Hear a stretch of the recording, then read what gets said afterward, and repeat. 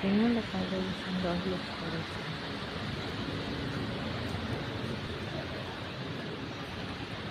guys, nandito tayo ngayon sa simbahan. Dasal natin yung China at Pilipino, hindi po sila mag-aaway.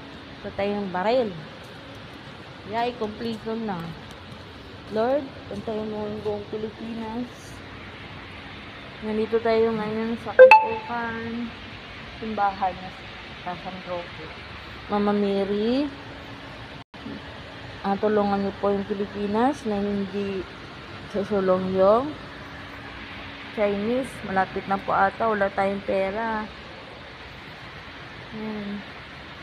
Guys, kung sino kakita rito, magdasal po kayo. Kasi po wala po tayong laban, dasal lang talaga.